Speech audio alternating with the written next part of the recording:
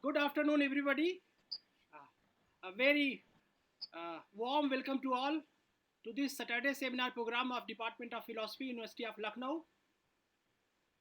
Today we are having Professor Deepan Patnaik to deliver his talk in this wonderful Saturday seminar, and he's going to speak on Nagarjuna's critique of Pramanvadins. So he will mention his exact title in his talk, and I warmly welcome him.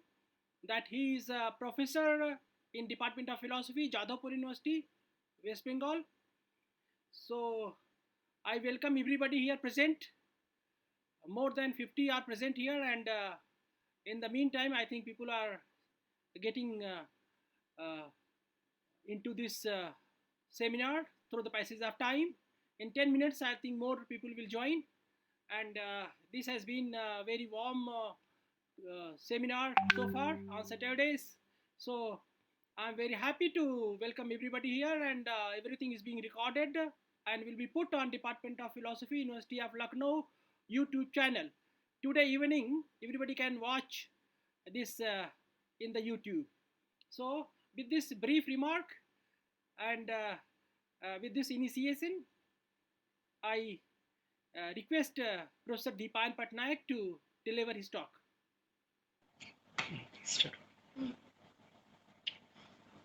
Good afternoon, everybody.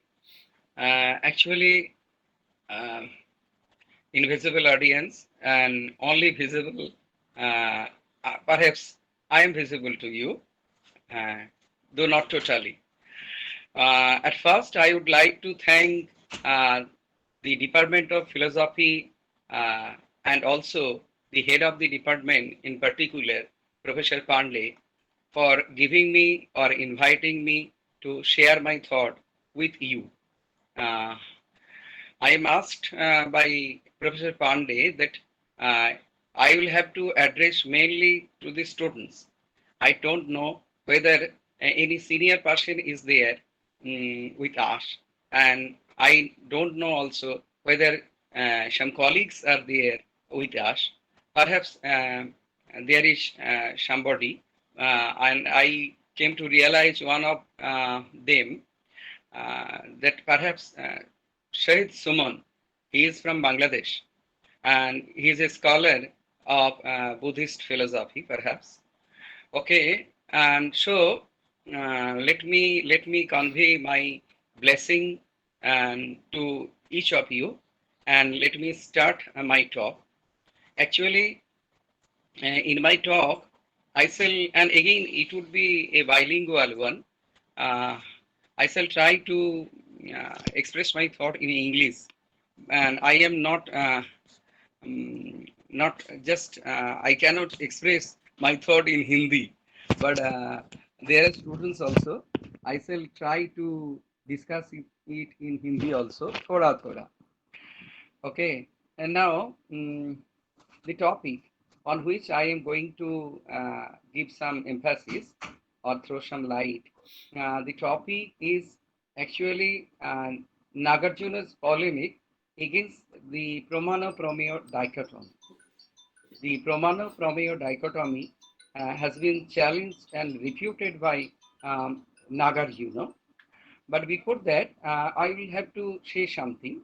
Firstly, mm, we know very well that skepticism has appeared as a threat to the philosophical inquiry from the time of antiquity.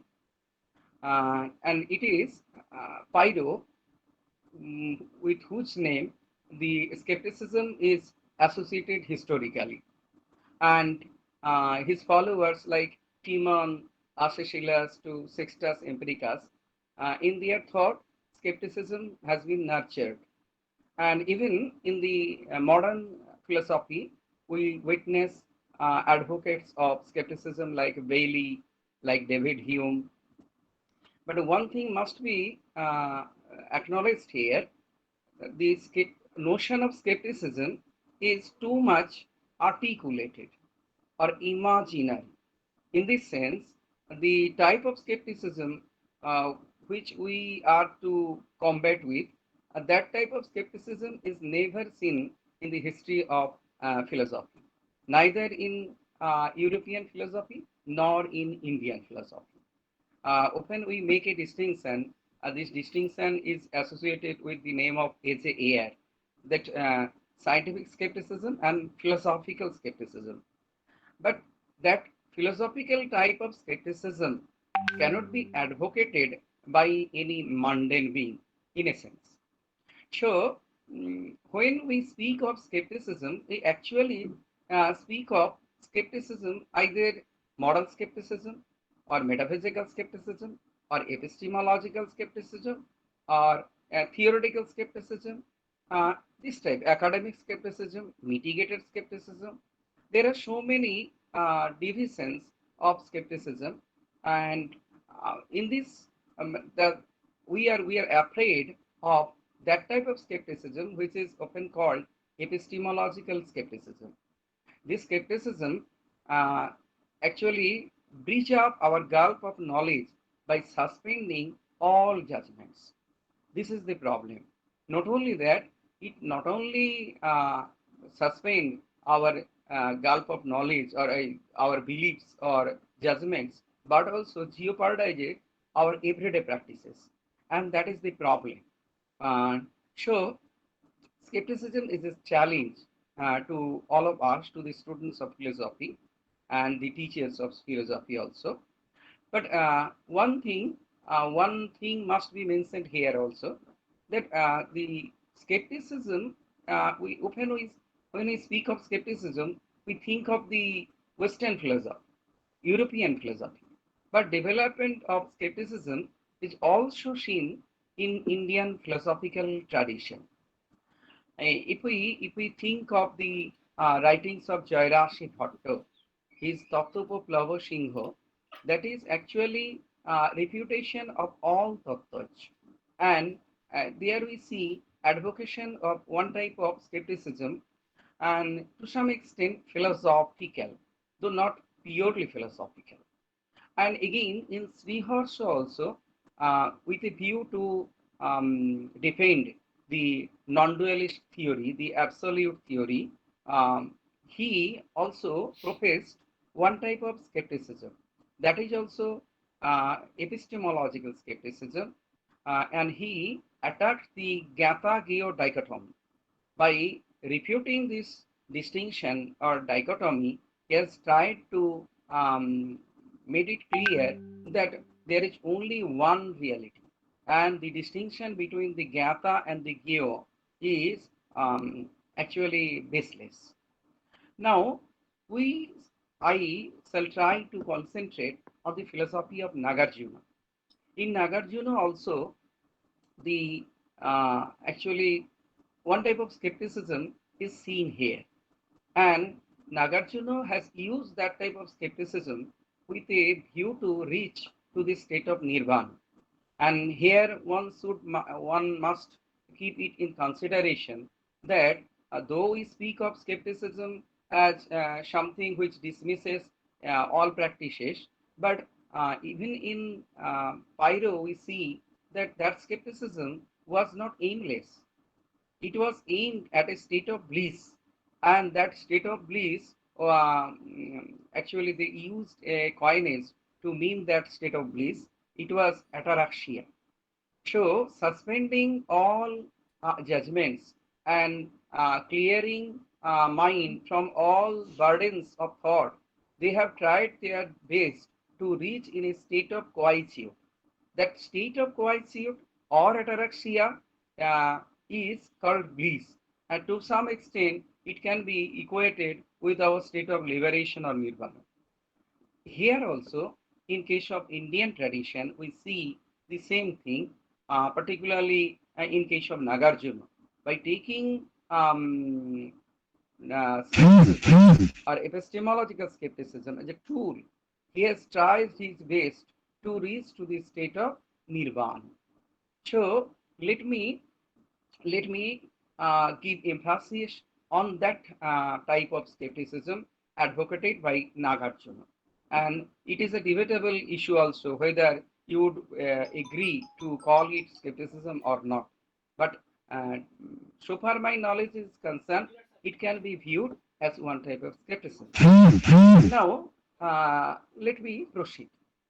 We, almost all of us, have two very basic beliefs. What are those? We believe that there are things to be cognized in this world, and we also believe that in some way or other we know those objects. We and there are some means by which we can cognize those objects. These common sense beliefs are accepted by the philosophers also, and they actually speak of object of knowledge and means of knowing, or epistemic instrument and epistemic object. In Indian philosophical coinage, this can be expressed as pramano and promeo. This Promano and Promeo, these are very basic. If we see that Indian philosophy is a high-rising tower, we can claim that it is based on four pillars. One is Pramano, another is Proma, another is Pramata, and the last is Proma. So these are the basic things we have to accept in Indian philosophy. But the Indian thinkers are not in agreement about the nature and number of Pramano and Promeos. We see that regarding Pramano, there are so many views. Uh, there is advocate of only one Pramano like Charvako, and there are also advocates of 10 Pramanos like প্রত্যক্ষ অনুমান উপমান শব্দ অর্থাপত্তি অনুপলব্ধি ঐতিহ্য সম্ভব চেষ্টা and Pratibha. So, regarding the number, they are not in agreement. Even in case of Romeo, we see there are advocates of monism, dualism, pluralism. So, both in case of Romano and in case of Romeo, the Indian schools are not in agreement. But one thing is clear, despite of all the differences they have, they all bear the dichotomy, Promano and Promeo. This Promano-Promeo dichotomy, which is very basic to Indian philosophical tradition, has been severely attacked by the Madhyamika thinkers, particularly by Nagarjuna. Nagarjuna was the chief exponent of Madhyamika philosophy, and taking his four principles of negation, known as it is known to you, uh, and that four negation, by taking that type of negation in consideration, Nagarjuna has tried his best to dismiss the Pramano-Prameo dichotomy. Perhaps Nagarjuna was not the first to do it. The type of argument which is known as prasanga has already been used by Sanjaya long before, even before the birth of Buddha.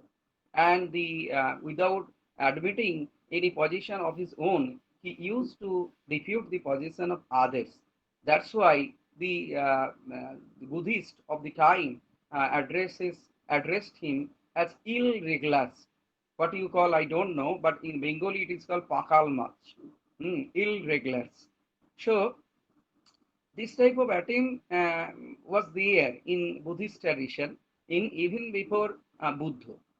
So this this this type of prasanga type of argument, dialectical argument, has also been used by Nagarjuna to dismiss the knowledge claim, to dismiss the Pramano-Prameo dichotomy, and to establish the theory of Sunnata.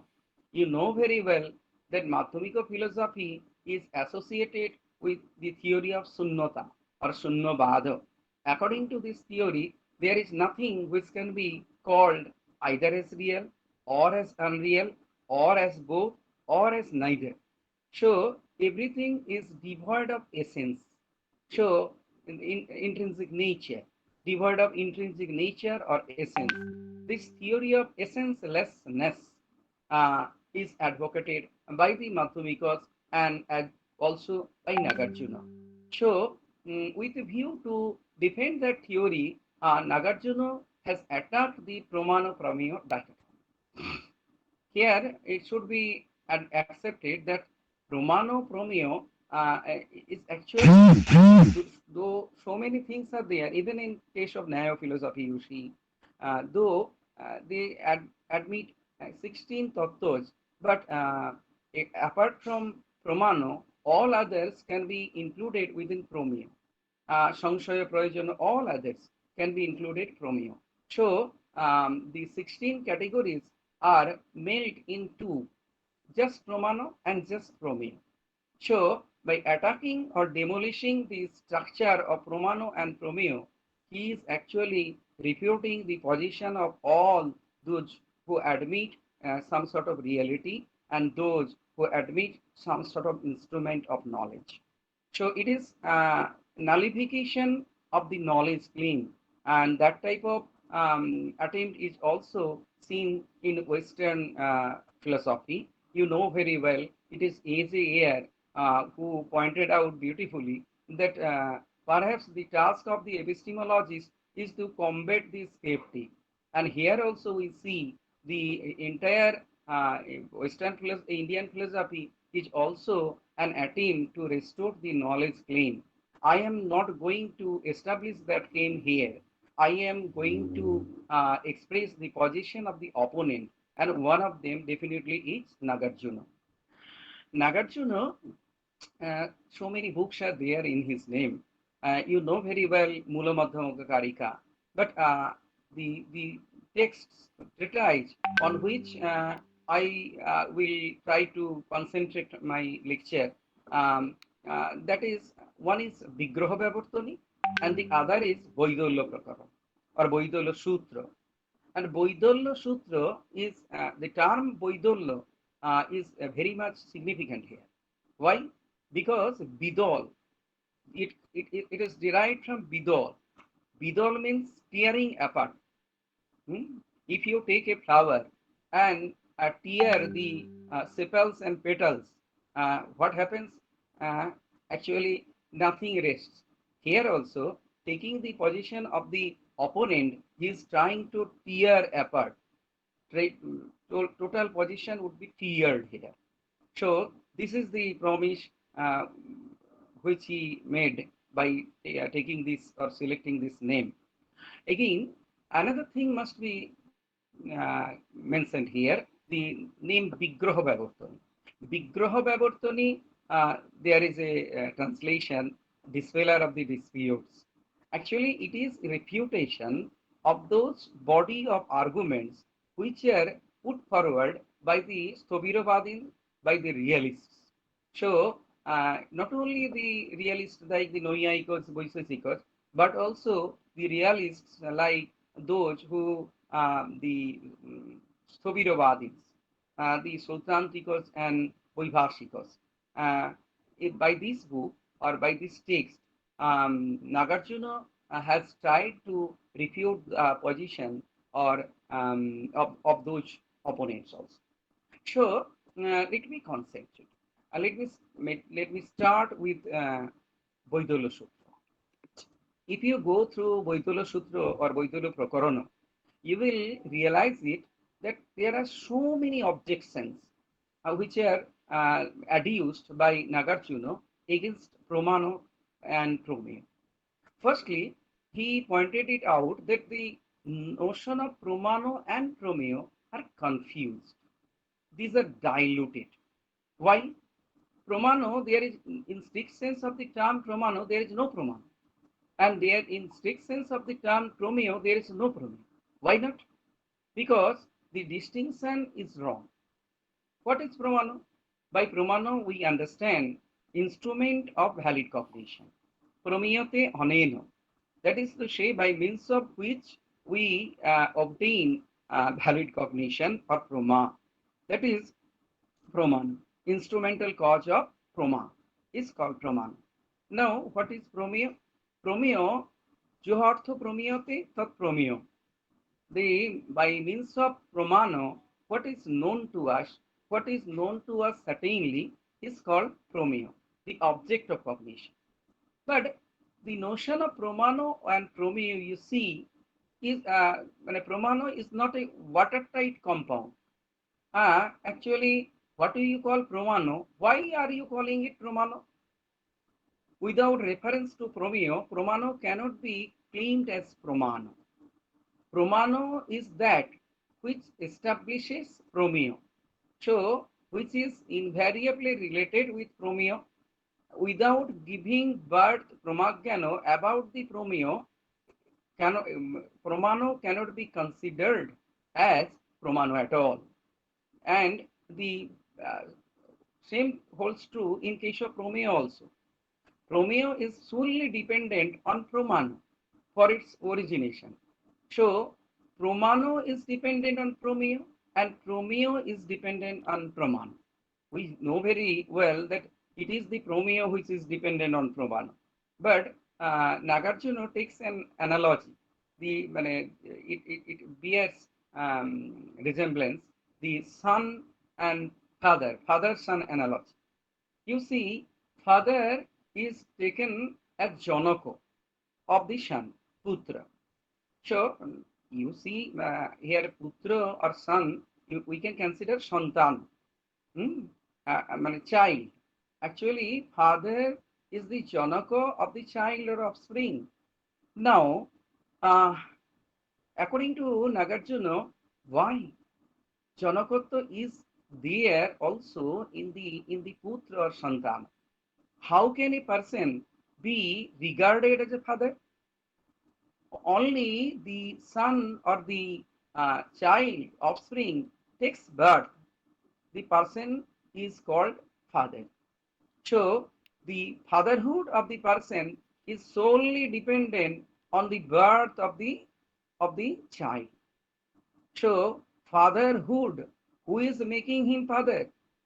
It is his child who is making him father. So, fatherhood of the person is established by his child. In the same way, what is Pramano? Pramano is the instrument of valid cognition, and Promeo is the object of valid cognition. But without being related with the object of valid cognition, there can be nothing can be considered as Pramano. So, the designation Pramano, the property of being a Pramano, is solely dependent on Promeo. So, it is Promeo after all what is making the Pramano Pramano. So, let us consider in establishment of Pramano, Promeo is the province, Hetu. In establishment of Promeo, Pramano is the Hetu. Again, in establishment of Pramano, Promeo is the Hetu. So, Promeo becomes Pramano and Pramano becomes Promeo. The designations are reversible. In this situation, it is wrong to consider one of them as Pramano and one of them as Promeo. So, the notion of Pramano and Promeo are confused or diluted. This is the first objection. The second objection is also related with this first objection. Here, Nagarjuna is claiming that as Pramano and Promeo are interdependent. Pramano is dependent on Promeo and Promeo is also dependent on Pramano. So there is dependency, and as they are dependent, so they cannot be claimed real. What is dependent? What is dependent cannot be counted as real. So Pramano and Promeo both are void, both are Shunna. And the logic is clear. If something is real, that cannot be dependent on some other thing. Again, if something is unreal, like a sky lotus, that would also not be dependent on some other thing. क्योंकि देखिए वो जब आकाश कुसुम होता है, वो आकाश कुसुम तो उनका तो उत्पत्ति के लिए किसी का जरूरत नहीं है. Yes, so the origination is not there of Akasha Kusuma, unreal thing. So an unreal thing cannot be dependent on some other thing. So Pramano Promeo too, you see, they are dependent with one another. So they can neither be treated as real, nor be treated as unreal, nor even both, nor even neither. So, like all other things, they are Shunna. If everything is Shunna, so Pramano and Prameo can be no exception. This is the argument. Second argument. Here, the Brahmanovadins, the epistemologists, they may argue, no, we are in need of Brahmana. In order to establish Promeo, we are definitely in need of Pramana. If there is no balance, nothing can be weighed. So, in measuring the quantity or the weight of a thing, we are in need of balance. So, balance is necessary. Unless and until balance is there, nothing could be weighed. That is the argument.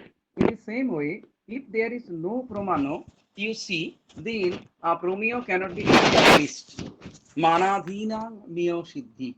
Establishment of meo, object of knowledge, or determination of the object is solely dependent on mano, instrument of knowledge.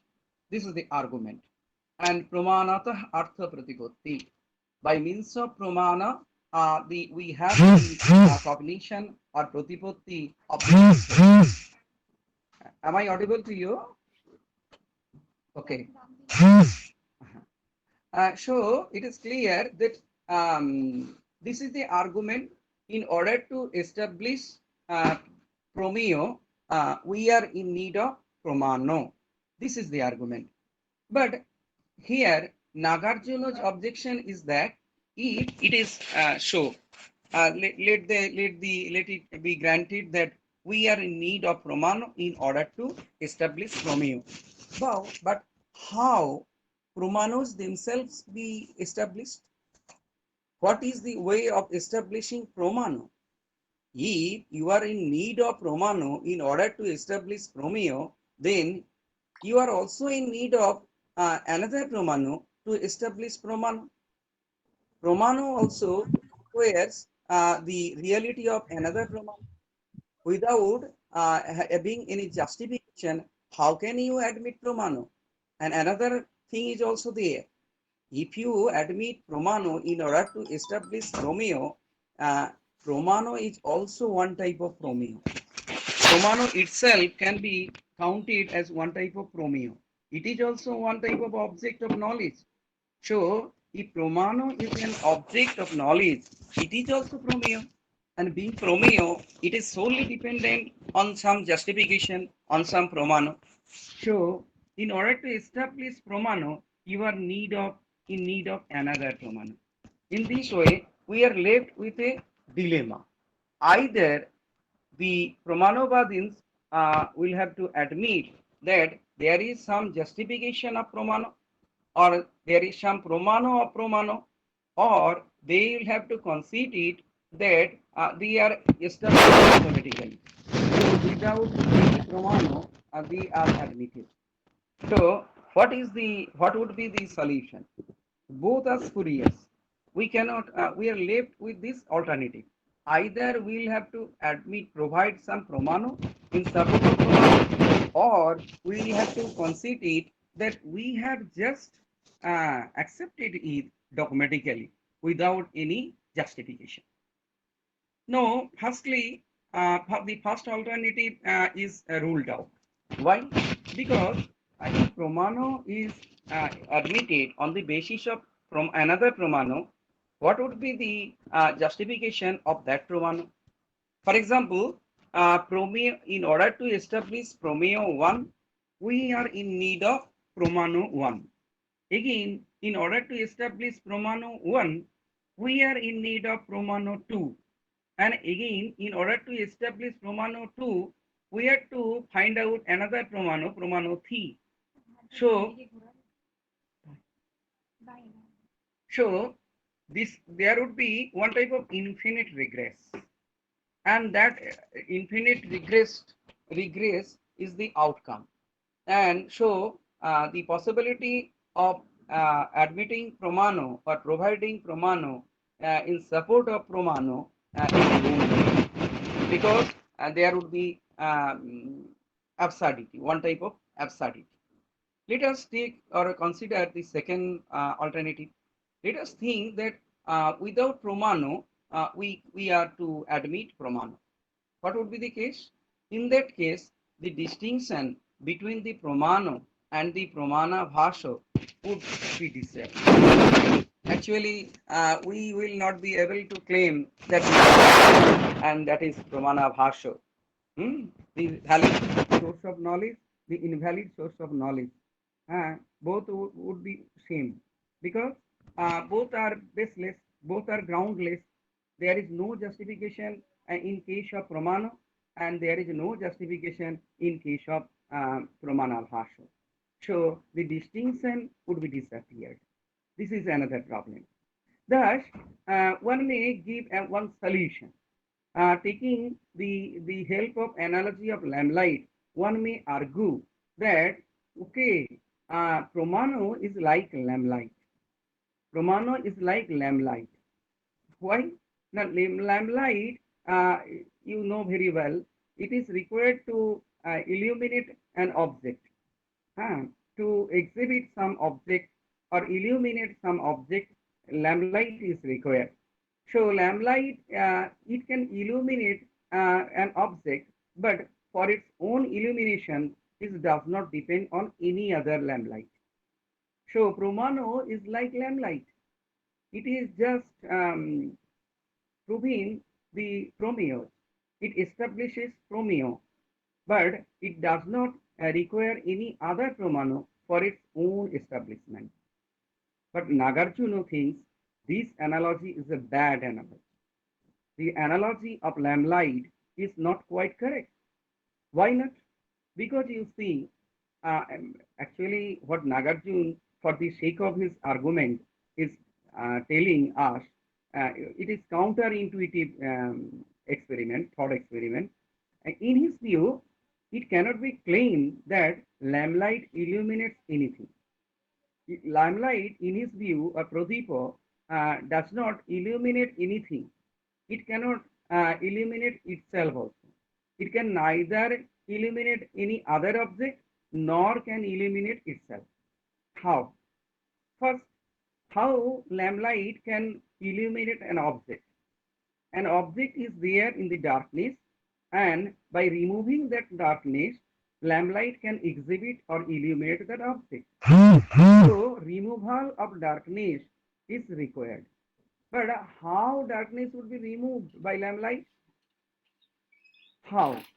Because either getting connection with darkness, light would remove darkness, or without being connected with darkness, it would remove darkness. So there are two ways or two alternatives left. Either lamplight would remove darkness by getting connected with darkness, or without being getting connection, it may remove darkness. But both are impossible. The connection between the light and the darkness is utterly impossible. Why? Because you know very well, Tejo and Tomo, Aloko and Andhakaro, light and darkness are opposite in nature. So there cannot be any connection between two opposite things. So first alternative is impossible. Let us think about the second. Without being connected with darkness, can lamplight remove darkness? It is also, it seems impossible to us. As a sword cannot cut a body without touching it, so lamplight cannot remove darkness without getting connection with it. This is the case. Here one epistemologist may argue to save the downfall. Here the Noaikos and other may argue, okay, it is the case, it may happen. You see, in case of an earthly body, it is greatly affected by the action of the planet. The planet is there, far from the earth, and it can badly affect, hurtfully affect the persons like Devodotto, Yogodotto. And if it is possible, in case of a human being, that it can be affected by an object, remote object. So in case of lamplight also, so far from remaining far from darkness, it would be able to remove darkness. It is not impossible. But Nagarjuna is not in agreement. And again, this, according to him, is a bad analogy. Why bad analogy? Because you see, in his view, uh, Devadatta or Yogyadatha, who are affected by the action of the remote planet, are embodied persons. The same happens in case of fire. Fire burns something. A serpent also cuts some human being. And you see, in each case, some embodied person is destroyed or harm is done to some embodied being or embodied thing. But in case of darkness, you see, uh, darkness has no body, so it cannot be removed by a lamplight. So this is the case. In this way, taking so many objections, so many illustrations, Nagarjuna has tried to make it clear that it cannot be done. Again, if a lamplight can remove darkness uh, from a distant place, then it would be happen that a single lamplight would be able to remove all the darkness of this world. Is it happening? No, it is not happening. So this is not true that lamplight can illuminate any other object. Again, lamplight cannot illuminate itself also. Why not? This is surprising. This argument is, you must uh, consider this argument. He is claiming that lamplight cannot even manifest itself, illuminate itself. Why not? Because for illumination, darkness is required. Only by removing darkness, uh, lamplight can illuminate something. But there is no darkness in light. Is there any darkness in light? No. There is no darkness in light. And even there is no darkness in the place where it is located. So there is no chance of removal of darkness. And there is no chance of illumination also. So in this way, Nagarjuna makes it clear that lamplight can neither illuminate any other object nor can it illuminate itself. In this way, he is refuting the claim that Pramano can establish itself and it can establish other Promeos too. So, with this analogy, the defense of Pramano Promeo is destroyed, or it is just refuted. Okay. Now, another objection. Another, so many series of objections are there. I don't know how far I will be able to go or proceed. Um, Let me concentrate another important objection. That objection is the objection concerning temporal relation between Pramano and Promeo. The temporal relation. How can there be any temporal relation between Pramano and Promeo? There are three possible temporal relations. Pramano can come first, Promeo later. Pramano can come later, Promeo first. Both can come simultaneously. But the you see the three alternatives are equally ridiculous according to Nagarjuna. So simultaneity, priority, and posteriority. Priority, posteriority, and simultaneity of Pramano with Promeo is utterly impossible. Why? Let it be granted that Pramano is coming first, Promeo is coming later. Later. Here the question is, if there is no Promeo at first, only Pramano, then how, on what ground, the Pramano would be designated as Pramano? In absence of Pramano, you see, in absence of the object there cannot be any sense-object contact. If there is no sense-object contact, then how the sense would be considered as pramana? There are two views you see in case of Nayayikas. One is Vyaparavat Karanam Karanam, and another is Phalajoga Vyavacchinnam Karanam Karanam. Either the Noyayik would admit that it is the Indriya, the sense organ, which is the instrumental cause or pramana, or some of them would claim that no, it is the sense object contact, which is the pramana or instrumental cause of perception. But without being related with the pramana or object, without being establishing any connection with the object, a sense cannot be treated as pramana. As without until and unless the child takes birth, the person cannot be considered as father. So also, as until and unless there is the pramana, there cannot be the pramano cannot be considered as pramano at all. So the priority of pramano over pramana is ruled out. Second alternative, let us think that pramana is coming first and pramano is coming later. The posteriority of pramano. And priority of pramana and posteriority of pramana. But if pramano comes later, then there is no need of admitting any pramano. Even without taking help of pramano is established. So pramano has nothing to do. If the work is done and if you enter into the class after the teacher departed, then how would you be benefited? Is there any necessity uh, of entering into the class? No. So also, if pramano comes later and pramano comes first, then pramano is already established.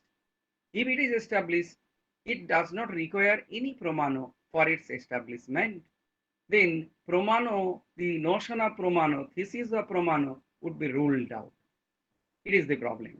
Again, it cannot be claimed that pramano and pramano both are coming simultaneously. The proposal of simultaneity between the two is also baseless. Why? You see, like the two horns of an ox. You see, ox, shondo, ox, and the two horns of an ox. You see, uh, they come out. Those horns come out simultaneously, but there is no causal relation between the two. So also, if pramano and pramano they come simultaneously, there would be no relation of causality between the two, because in order to be a cause of an effect, the something must be prior to it. If it is not prior, it is simultaneous, so it cannot be credited as the cause of that object. If A, you see, in case of in case of the definition of cause, we see that it is the you see invariable immediate antecedent of an effect. Even in case of Nayayiko, you see ananyata siddhatte sati niyata purvavrittitvam. Without being purvavorti, nothing can be considered as a cause. So if they come together, nothing is coming first and nothing is coming later. So the relation of causality would vanish. So this is the problem. In this way, they have tried to make it clear that the temporal relation between pramano and pramana is not possible either in past or in present or in future. This is the case. So many objections are there, and perhaps I am asked by the by Professor Pandey and not to exceed 45 minutes. I don't know. I will have to cover so many things till now. Keep going, One, Professor Patnaik. yeah. Keep going. You are wonderful. Okay. Now, uh, actually, objections are raised by Nagarjuna time and again, so many objections. And you see, actually, in 51 Karika of Vigraha Vavartani, if you go through that book, he has just launched the dilemma. Dilemma, নৈব শত প্রসিদ্ধির ন পরস্পরত পরপ্রমা নৈর্বা ন ভবতি ন চ প্রমেয়ম চাপ্য কস্মাৎ ন চাপ্য কস্মাৎ প্রমাণানাম. This is the Karika of Vigraha Vavartani. This is the 51 Karika of Vigraha Vavartani. And I am just advising the students of philosophy to go through the Karikas mainly from 32 to 52 of Vigraha Vavartani and 220 of Vaidolya Sutra to consider the objections. And the objection here raised by EUC by Nagarjuna is parallel to the objection raised by the skeptic in Western tradition. You see, in case of Western philosophy, knowledge is defined as justified true belief. But what about the justification? How the claim of justification would be justified? That is a problem. That is a problem. How to bridge the gap between the evidence and the claim. And there is an, according to the skeptic, there is an unbridgeable gap between the top and the lip. That is the problem. And in order to bridge the gap, theories has been launched, you know, for the proposal of good condition, you know, okay, you know, the proposal of good condition, and you know, proposal of foundationalism and coherence. In case of foundationalism, you see, a epistemic belief is based on some other belief, and that is ultimately grounded on some foundational belief. That is the claim. But in case of coherentism, you know, actually that is not based on a single belief, but a group of beliefs. And in support of those beliefs, actually the epistemic belief is justified. That is the claim. You see, here Nagarjuna is ruling out both the proposals. Firstly, the alternative. You just think about the alternative. Noiva sata. So promanos cannot be established intrinsically. The intrinsic theory of validity is cancelled. It cannot be established intrinsically. That is first. Secondly, parasparato paraproma noirba. It cannot be justified. Pramano cannot be justified by homogeneous or heterogeneous pramano.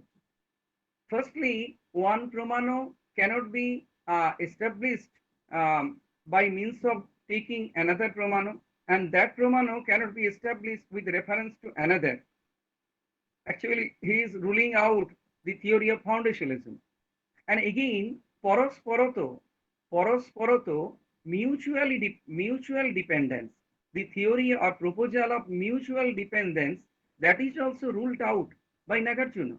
He is cancelling that proposal too, that mutual dependency among the beliefs or among the you see the promanos is not permitted, because in that case there would be one type of circularity or anonasraya.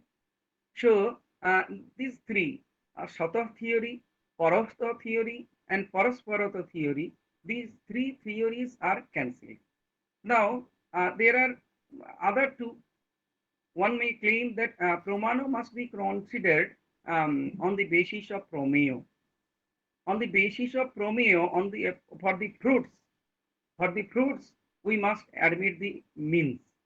Pramano must be considered for promeos, but this is also untenable, because pramano, what is a promeo?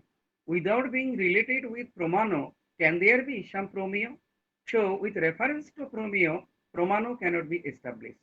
The last option is akosmat. Akosmat means accidentally. So nothing can be established accidentally. So it is this dogmatic option cannot be admitted or considered by anybody. So this is the arguments by which he is trying to refute the Pramano theory of the Pramanobadins. But before throwing a stone in others' glass house, you must think about your own house. It is also made of glass. What do you do? You, Nagarjuna, you think out your position, your thesis, Sarvam Sunnam. How to defend it? How to defend your own theory, Sarvam Sunnam? Everything is devoid of intrinsic nature. Is it a justified claim or is it unjustified claim? If there is no pramano, if no pramano in general, then it is clear that Sarvam Sunnam, your thesis, is not based on any pramano whatsoever. It is unjustified. It is baseless. And if you concede that no, you have some sort of pramano, and in case of this thesis, you are admitting or providing some pramano. You can think that this is just an exception. It is just an exception, like the warning. When a teacher enters into a class and the students are roaring there, and actually, what does the teacher do? The teacher actually he just um, stop it, stop it. This is his action. Don't make a noise. This is his utterance, and he is making an utterance. But by making an utterance, he is uh, ruling out the possibility of other utterances. So this may be that type of proposition that which has its own intrinsic nature, but by which the intrinsic nature of all other things are concealed. So it is just an exception, like don't make a noise. By making a noise, you are just forbidding the possibility of future noise. So also by claiming Sarvam Sunnam and also claiming that it is justified, you are just claiming that there is no other thing which is endowed with intrinsic nature. That may be your position, but this position is this position logical? Is this position legitimate? That is a question. So we have two options. Either Nagarjuna has to concede that Sarvam Sunna has its own pramano, and so it is not baseless. And if he does so, then he will have to admit it that there is pramano. Pramano is there. So possibility of pramano is not ruled out. And again, if he claims that no, this is a proposition which is not based on any pramano, then everybody will claim this is a baseless claim. This is a baseless proposition. So we need not consider this proposition. So what to do? Now, Nagarjuna is claiming, okay, no, it is also void. Like any other thing, you see, anything of this world is dependent on causes and conditions, hetu and pratyaya. What we call effect, according to Nagarjuna, is nothing but a product of some hetus and some pratyayas, some causes and some conditions. You see, a sprout germination is there in the seed. That sprout, you see, that is also dependent on some causes and on some conditions. And so there is no essential nature of this sprout. It has no swabhava of its own. In the same way, Sarvam Sunnam is such a proposition which is void, which does not have any intrinsic nature of its own.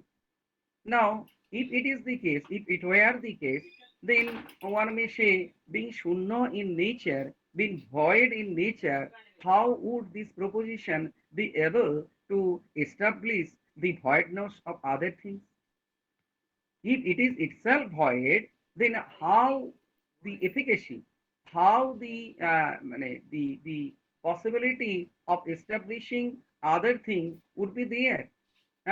You see, if the fire which is absent cannot burn. The fire which is absent, which is sunna, cannot burn. So the proposition which is sunna cannot establish anything. Here, here, Nagarjuna is trying to make a cleavage between Sunna and unreal. He is pointing out it that you are wrongly taking the term Sunna in the sense of unreal. Sunna does not mean something which is unreal. Shunnata means essential hollowness, essential hollowness or voidness of a thing, but it does not imply the unreality of that thing.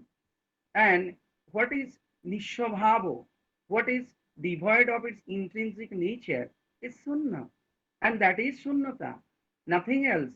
It is not unreality of a thing, it is the dependency or sabhavo sunnata or essencelessness of a thing. So, being void in nature, one proposition can establish something.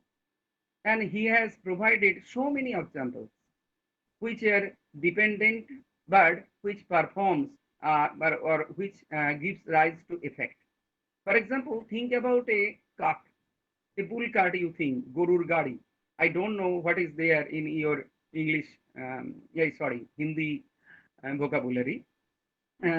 वो जो गो गो bull cart होता है ना, वो bull cart देखो, वो तो dependent है क्योंकि उन पर बहुत सारे मटेरियल इकट्ठा करके एक एक कार्ट को बनाया जाता है.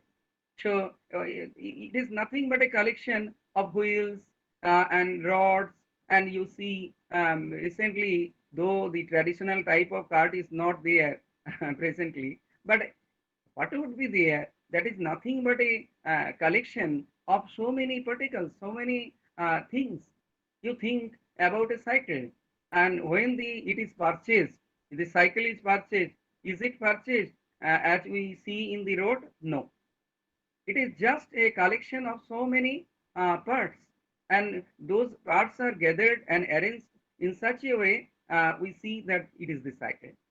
So all of them, you see, they are essenceless. They are dependently originated. They have no nature of their own. But you see, the bull cart, it can carry so many things, woods, grasses, rice, etc. that can be carried by taking help of that cart. Okay, so being produced, and it is there is no inconsistency and in being produced and being effective. Though it is produced, though it is dependently originated, it can perform something. You think about the jar, ghat. You think it is also produced, it is also dependently originated, but it can contain water, it can contain milk. You think about the cloth, it is oven, it is dependently originated, but it can perform so many things. It can cover a person, it can save you from heat or cold. So there is no inconsistency in being produced and being effective. So in being though the proposition, you see, Sarvam Sunnam, it is in this sense it is also produced. It is uttered by somebody. There is palate, there is tongue, there is so many organs in utterance of that proposition. So it is dependently originated. But and Sunno in nature, void in nature. But though void in nature, it can perform. It can perform. It can establish the essential voidness of worldly objects, all other things. So this is the position. But here also the Pramanawadins may say, "Oh bhaiya, तुम तो सबको नाकाल कर चुका लेकिन ये तो बोलो तुमका अपना थीसिस क्या है what is your own proposition, what is your own thesis, own position? You are destroying the position of other, but what is your own thesis, what is your own agenda, and that you please express it. Actually, the opponents are inviting some sort of reaction from Nagarjuna, and some claim which is likely to be made by Nagarjuna. But like Nagarjuna is clever enough. He is claiming that he has no pratigya of his own. He has no proposition of his own, and he is actually if he profess any proposition, and then he will have to provide pramano, and he will have to admit pramano, promeo, promata, proma, promiti, etc. And he is not entering into the trap. He is not putting his leg on the in the trap, and he is just uh, reacting politely. No, I have no uh, pratigya of my own. यदि काचन प्रतिज्ञा सन्मे ततो मे भवेत् दोषः नास्ति च प्रतिज्ञा मम नैवास्ति मे दोषः. If I had some proposition of my own, then I can be accused by you. I may be accused by you, but I have no proposition of my own. So all allegation ये बकवास है. मेरा ऊपर आपका कोई objection नहीं चलेगा क्योंकि हमारा कोई प्रतिज्ञा नहीं है. Though this is in a nutshell, actually, so many things are there and beautiful things. And definitely, I am not fond of Nagarjuna. I am not a follower of Nagarjuna. I am just a follower of Neo philosophy. My task is to establish the Pramana theory. My task is to establish, restore the knowledge claim. But unfortunately or fortunately, I had to go through the texts, the arguments formulated by Nagarjuna, and so beautiful formulation, and you cannot cancel. And the same type of that same type of theory you see there is parallel in Western philosophy also. The skeptic's problem is to profess the claim or express his own claim, and there you see Bimal Krishna Motilal has pointed it out that the proposition which is Sarvam Sunnam that can be viewed as a meta proposition, and that we cannot ask any justification for that meta proposition. So you think about our past, you think about our tradition, you think about the arguments put forward by our ancient thinkers, and you please compare with the arguments provided by the epistemologists, particularly the European epistemologists of this time, and you will realize it that how far-reaching and how sound arguments are there in their hand. But unfortunately, we do not go through those arguments. That is, and I am here, I am stopping, and I am not going to enter into so many arguments which are there in Jairashi also, in Sriharsha also, so many arguments, and particularly Sriharsha. He is a philosophical skeptic in true sense of the term. Actually, he is not holding anything. So far, Vigraha Boidulya Prakaran and Vigraha Vavartani, I just concentrating on that. But so far, Tattva Plavasingha of Jairasi is concerned, there is no adoption or admission of any principle. Any principle. We don't know Lokhunsar is there also, but it is not available. So we do not know whether he has any hidden agenda or not.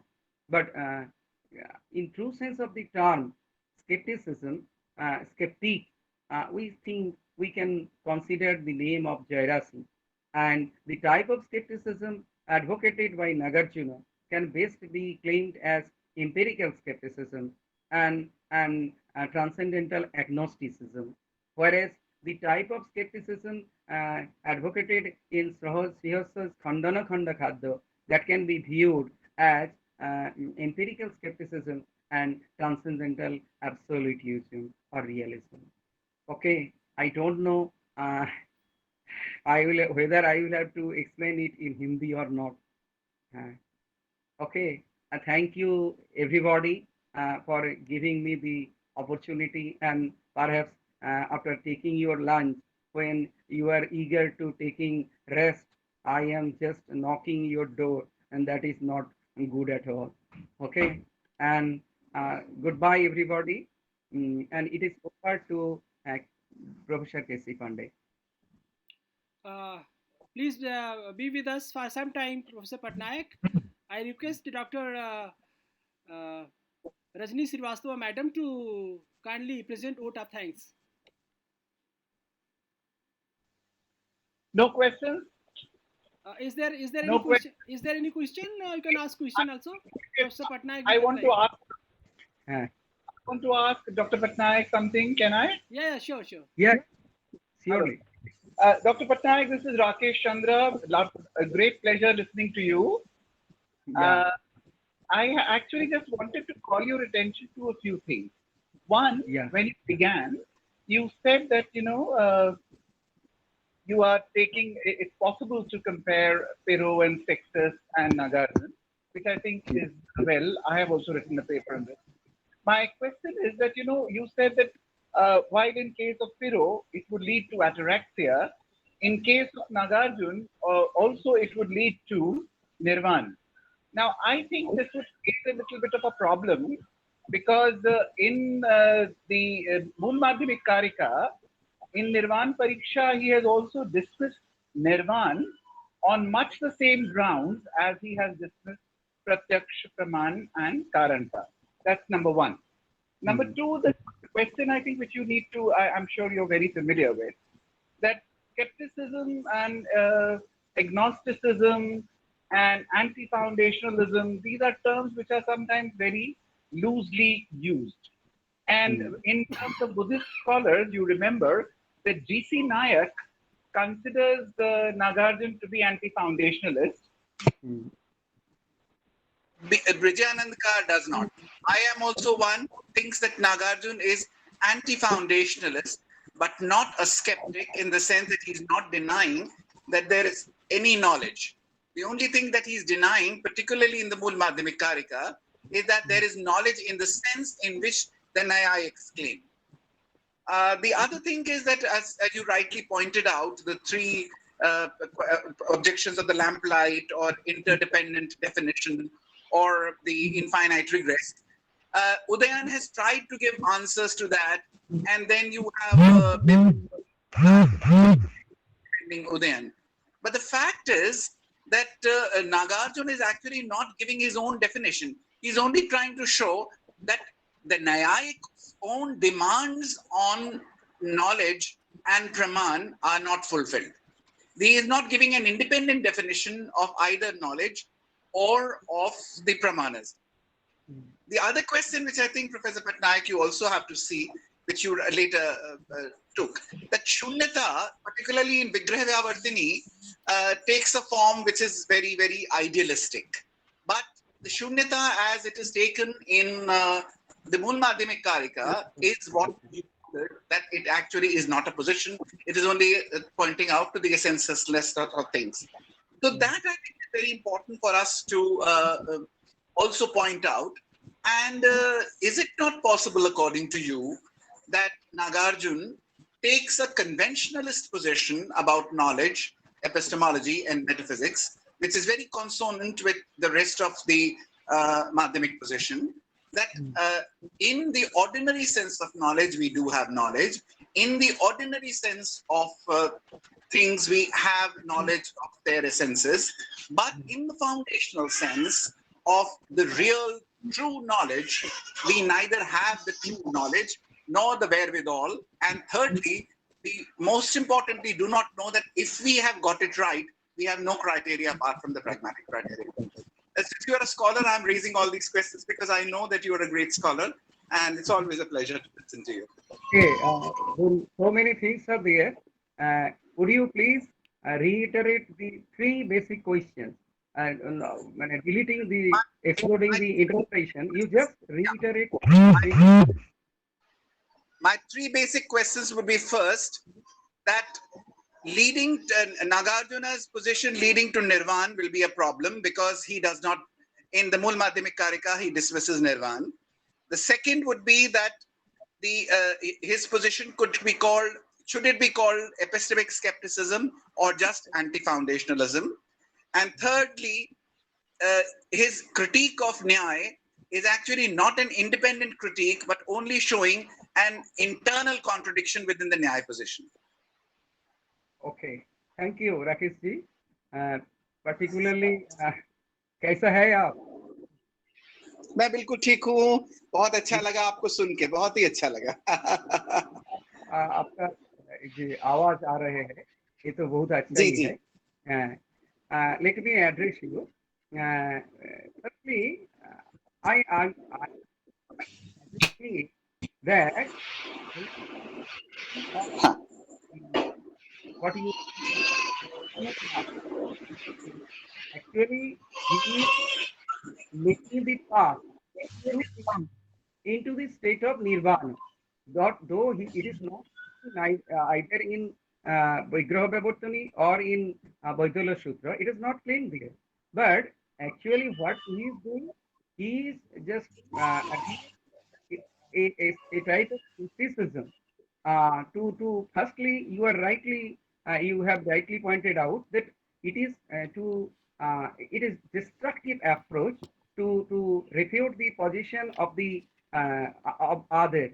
That we think everything is connected in a tight relation, but it is Hume perhaps who just roused us from dogmatic slumber. No bhaiya, there is no such tight relationship in this world. And also you see in case of Kant also you see that it is acknowledged that the reality as such is unknowable. In case of you see Nagarjuna also, he is making us conscious that oh bhaiya, don't claim that you know everything certainly. Yeah, and actually, what is there in this world is not known to us. Well, the things which are there are dependently originated, and so there is no intrinsic nature of those things. This is the truth. This is the truth. And with a view to defend that shunyata, that type of shunyata, yes, right, you are again, because the notion of shunyata is shifted from one book to another. That is also right. Yes. It is just, I think it is the superficial, in the superficial level, he is preaching this type of thing, and he has his own agenda. That's why I am eager to explain his position as empirical skepticism and transcendental agnosticism. He is not telling anything about nirvana or about the ultimate reality. He is not committing. That is the case. And in case of, you see, in case of Pyro also, there is the similarity is there. Actually, Pyro, sometimes it seems to us he was a hardcore skeptic and he nullified everything. This is our general observation. But the skepticism advocated by him is was directed towards ataraxia, attainment of ataraxia, freeing the mind from the burdens of intellectual exercises. And you see in present day society also, always we are listening to the news and views and burdening our mind. It is perhaps not the corona, perhaps it is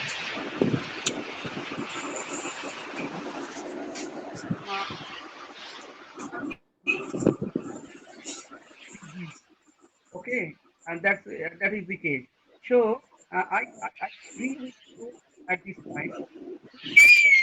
I agree with you, but I am missing the third point again. But to me also, Nagarjuna was anti-foundationalist, and he is anti to it seems to me he is not only anti-foundationalist, he is anti-cohesion. Why you go to American of Vigraha Baba to look for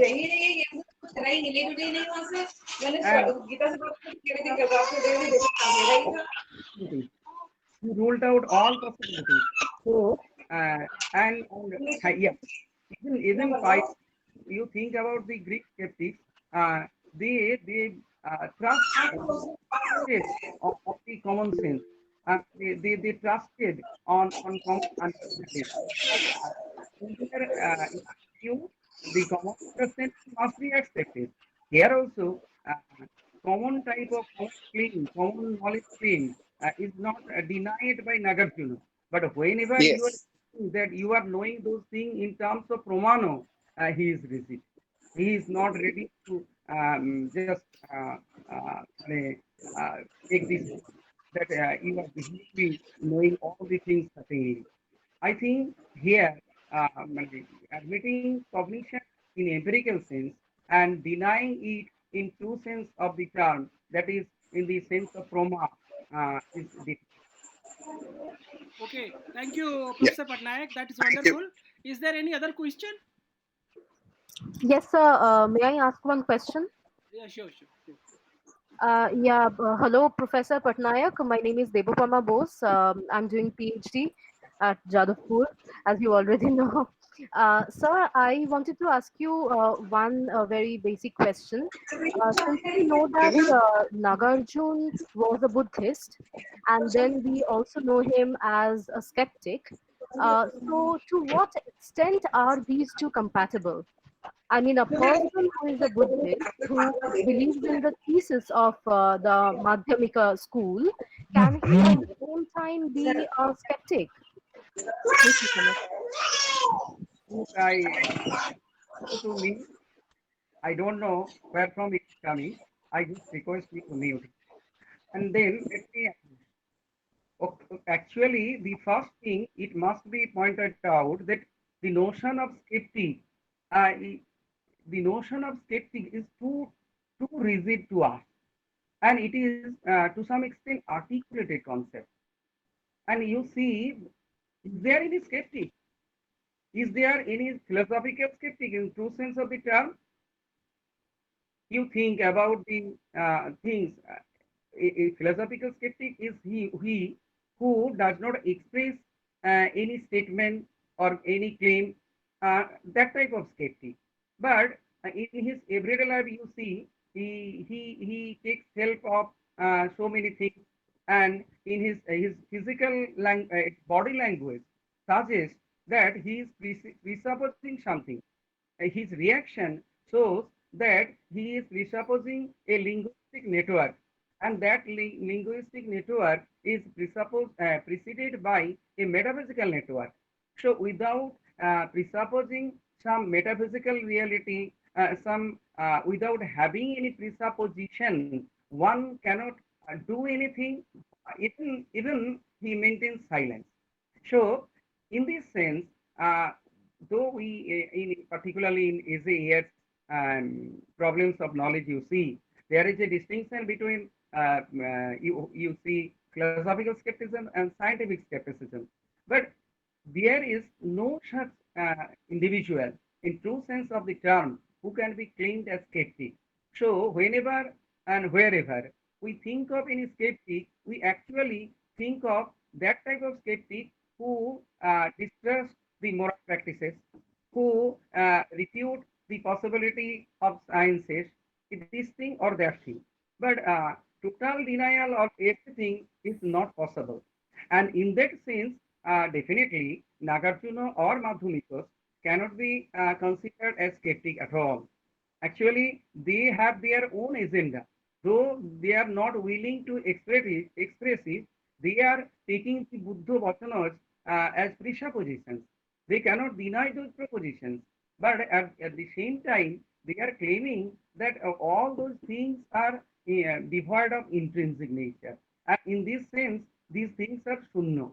and show any judgment, any serious judgment, and any clear-cut claim about the reality of the object, any claim must be erroneous one, and that is the position. And in this sense, they can be viewed as relativist and non-cognitivist, and I think to some extent they can be viewed as skeptics.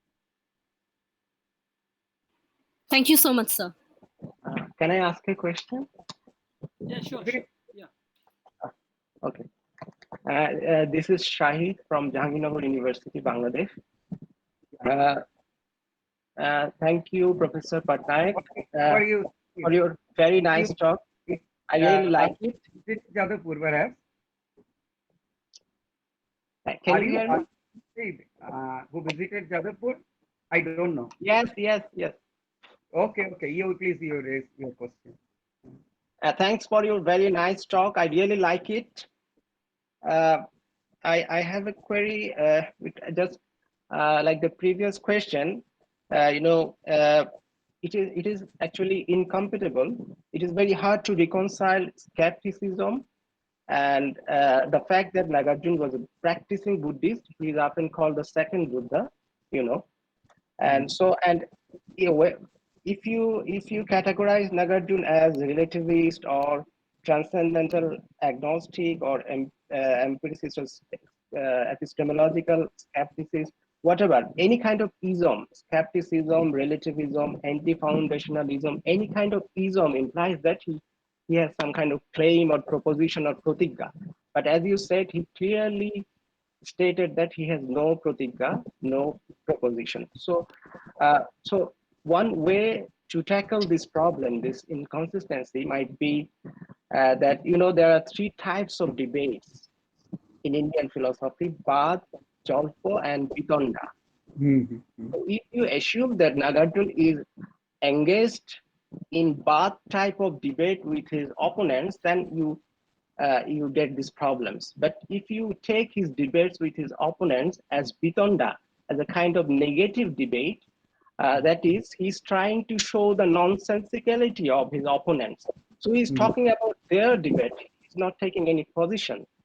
So I think that might be one way to solve this problem. Okay, I agree with you to some extent, because you know very well Bengali is your language. Tomari shil, tomari noda, tomari ma bhangbo dater goda. Taking help of this instrument supplied by you, I am going to show the hollowness of your position. That is the approach of Nagarjuna, and he is not making any commitment. That is the style, that is the Prasangos type of argument which is there even in Sanjaya. Without holding any position of his own, he like to refute the position of others. That is the role of the Vaidyantikas in Indian philosophy, and he is playing that role. Whether he has some hidden agenda, that is a separate.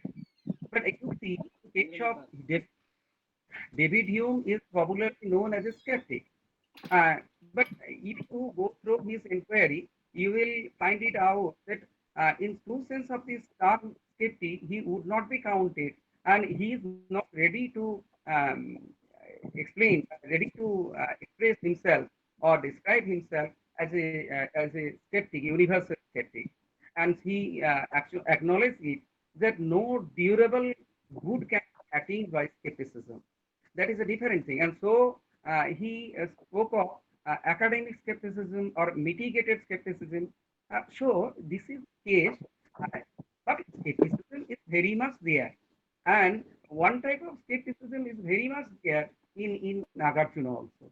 And in this sense, you see Bimal Krishna Motilal also, he considered all three Jairashi, Nagarjuna, and Sri also particularly in Krishna also, he is a believer of Advaita theory. So he should not and need not be a skeptic. But while refuting the views of others, he actually invited one type of skepticism. So development of skepticism or skeptical argument is seen in his Nagarjuna's philosophy, it is prevalent, I think. And Nagarjuna, as he is not making any commitment, and they actually show we cannot claim anything about him. He is trying to point out the other's error. You are my opponent. You, Bhaiya, you are admitting so many things, but you please consider perhaps your claim is not right. And that type of approach was there even in Piro. You see, we have already mentioned it, that he speaks of suspension of all judgments or empirical serious judgments. But it does not mean that he did not believe in anything at all. Okay, and about Pyro, you see there is a story written in Russell's book that one day his preceptor was coming to him towards him, and Pyro was there with his friends, and he suddenly entered into a dig, and all of them just rushed towards that guru and for taking helping him. But it is Piro who did not move. After coming to Pero, he just um, praised Pero that he is the real follower of that preceptor. Okay, that is ridiculous. But you see, even the hardcore skeptic is bound to admit some sort of presupposition, some sort of reality in his body language, in his linguistic expression. He is presupposing some reality. So, in true sense of the term, there is no such skeptic, at least philosophical skeptic. All skeptics are skeptics to some extent, and in that sense, I am ready to claim that Nagarjuna was also a skeptic. Wonderful. Am I? Yeah, wonderful, Professor Patnaik. I suppose that we have addressed many questions, those who could be taken. If there is any serious question, then one line question maybe maybe I could allow. Otherwise, I may please invite Professor Dr. Rajni Srivastava, Madam. Could you please deliver vote of thanks?